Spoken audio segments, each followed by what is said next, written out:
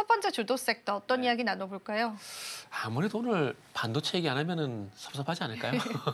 섭섭할 뻔했습니다. 네, 해주실 거죠? 반도체 얘기. 다른 얘기 할 거랬나? 네. 죄송합니다.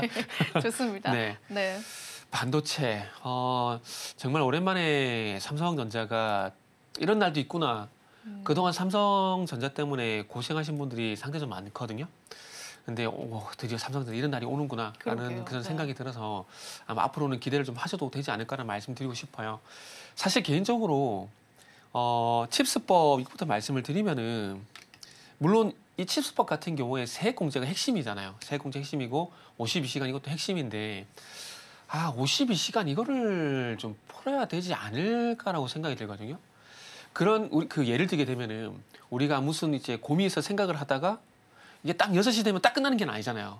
계속 지속이 되자는 거잖아요. 뭐 적절한 예는 아닌 것 같은데 뭐 어쨌든 어떤 일을 하다 보면은 그 일에 대해서 어떤 생산성이 좀 크고 집중을 하다 보면 시간이 오버가 되는 경우가 있잖아요. 근데 그걸 법적으로 막는다라는 게 맞다는 생각이 들거든요.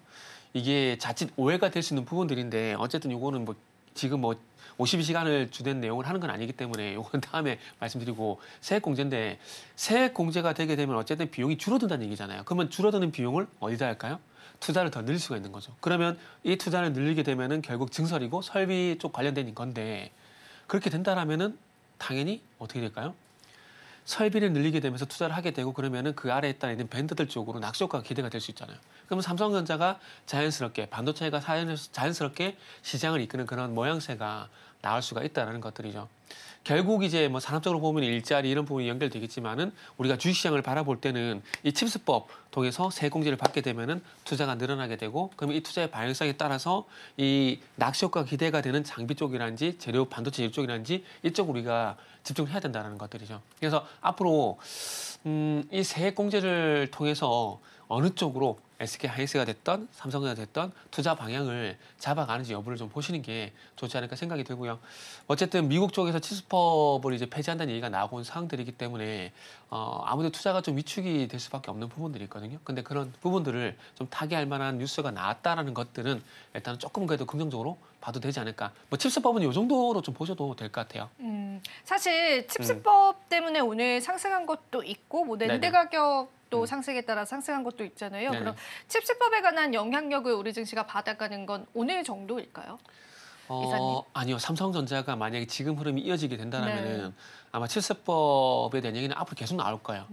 그러니까 이 이슈도 참 그게 주식하다 힘든 것들이 같은 이슈인데 이게 호재로 작용될 때, 호재로서 길어질 때가 있고 짧을 때가 있거든요. 그러니까 만약에 작년 같은 분위기면 칩스법은 그냥 뭐 그렇게 되는구나라고 끝이 날 건데 지금 분위기라면 아마 이 칩스법 같은 경우는 조금 이 흐름을 조금 더 이어줄 가능성이 있다라고 좀 보시면 될 것 같아요.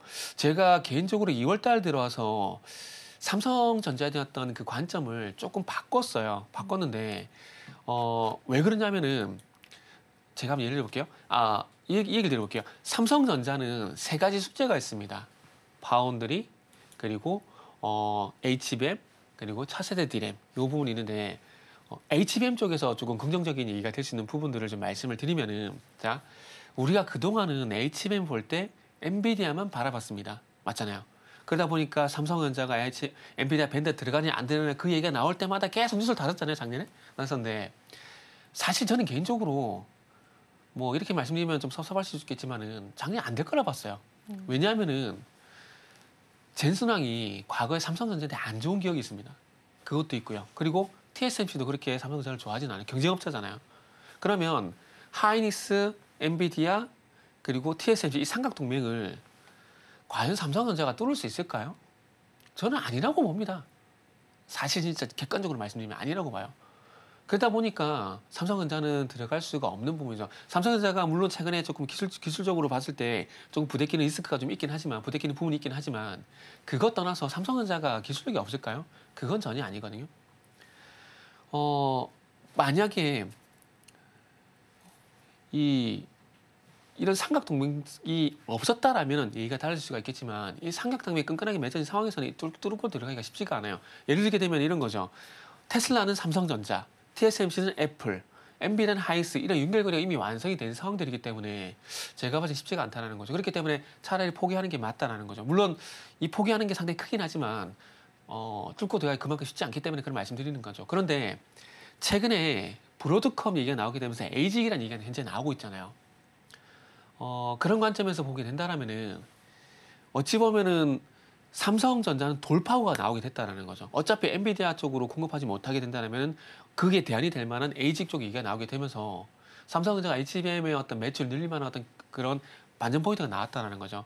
지금 브로드컴 얘기 나오게 되면 최근에 이제 빅테크 쪽에서 계속해서 이제 에이직에 대한 얘기가 나오고 있잖아요. 근데 그쪽 같은 경우 HBM이 들어갈 수밖에 없는 거거든요.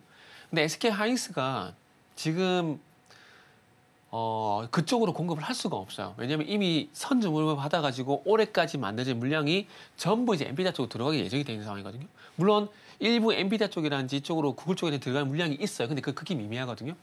그렇기 때문에 에이직 쪽으로 들어갈 물량이 없다는 거죠. 그러면 이 에이직 쪽으로 만약에 삼성전자가 메인 공급사로 올라가게 된다면은 지금까지는 다른 매출 퍼포먼스가 나올 가능성이 있다는 거죠. 하이닉스의 실적이 잘 나오는 이유는 결국 그거거든요. 전체 메모리 실적에서 HBM의 비중이 올라가다 보니까 당연히 실적이 잘 나오게 되는 거잖아요. 근데 만약에 LG 쪽 들어가는 HBM 물량을 삼성전자가 다 가져오게 된다면은 지금까지와는 다른 어떤 메모리 쪽 실적 퍼포먼스가 나올 수 있다는 거죠. 작년 기준을 봤을 때 엔비디아 쪽으로 들어가는 이제 HBM이 45%거든요. 상당히 크죠. 그러다 보니까 하이닉스가 실적이 잘 나올 수밖에 없어요. 그런데 LG 쪽으로 들어가는 게 한 20%가 돼요. 그러면 이 20%만 가져오더라도 제가 봤을 때는 삼성전자 같은 경우는 상당히 다른 퍼포먼스가 나올 수 있다는 거죠. 그렇게 본다면은 저가 아니더라도 기관 투자도 그렇고 외국인 투자도 그렇고 만약에 이런 시나리오가 완성이 되게 된다면은 그네들이 삼성전자를 안 볼 이유가 있을까요? 그러다 보니까 이미 좋은 거, 앞으로 좋아질 거 관점에서 보게 되면은 개인적으로 저는 이미 좋은 것도 좋지만은 그러니까 어찌 보면 이게 신상론 관점에서 봤을 때 아파트도 구축보다 신축이 낫잖아요. 요즘 새 아파트 보니까 되게 좋더라고요. 진짜 되게 좋더라고요. 물론 여담입니다. 죄송합니다. 그렇듯이 이미 좋은 것도 좋지만은 앞으로 좋아질 것도 관심을 가질 수밖에 없어요. 저는 개인적으로 이걸 신상론이라고 그러거든요. 저는 건.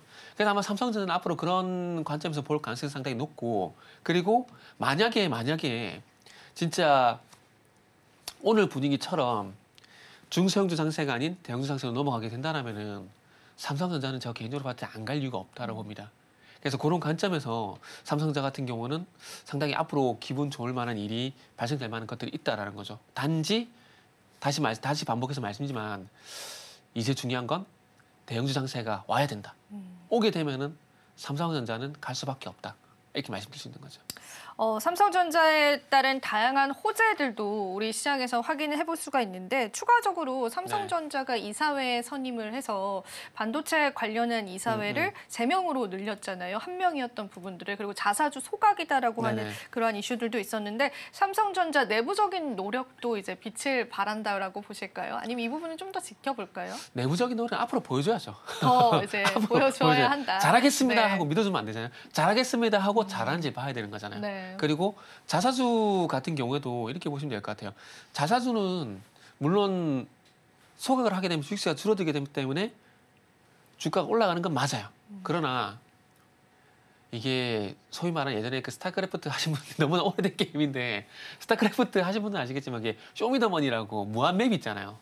그러니까 자사주 맵을 무한적으로 할 수는 없거든요. 그렇죠. 그러니까 제한적이잖아요. 그러니까 그래서 드리고 싶은 말씀은 뭐냐면은 자사주 이슈는 주가 상승보다 주가 하락 방어 이런 관점에서 봤으면 좋겠습니다.